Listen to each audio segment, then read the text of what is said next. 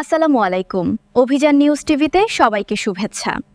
প্রথমেই জানিয়ে দিচ্ছি সংবাদ শিরোনাম।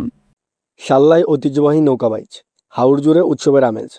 শাল্লা সুনামগঞ্জ প্রতিনিধি মোহাম্মদ দিলওয়ার হোসেন। সুনামগঞ্জের শাল্লায় ঐতিহ্যবাহী নৌকাবাইচ প্রতিযোগিতা অনুষ্ঠিত হয়েছে। শনিবার 22 আগস্ট উপজেলার কান্দিগাঁও এলাকার কিল্লির হাওরে আয়োজিত এই প্রতিযোগিতা দেখতে হাওরের চারপাশে ভিড় করেন হাজারো দর্শনার্থী। বৈঠার ছন্দ, মাঝিদের গান ও দর্শকদের করতালিতে পুরা হাওর উৎসবমুখর হয়ে ওঠে। প্রতিযোগিতায় শান্তিনগর গ্রামের ফখরুল ইসলামের নৌকা প্রথম, ইয়ারাবাদ গ্রামের মুহিত মিয়ার নৌকা দ্বিতীয় এবং নাসিরপুর গ্রামের মাহাদাব আলীর নৌকা তৃতীয় স্থান অর্জন করে। পরে বিজয়ীদের মাঝে পুরস্কার তুলে দেন সুনামগঞ্জ 2 আসনের এমপি নাসির উদ্দিন চৌধুরী। অনুষ্ঠানে উপজেলা প্রশাসন, রাজনৈতিক নেতৃবৃন্দ ও স্থানীয় গণ্যমান্য ব্যক্তিরা উপস্থিত ছিলেন।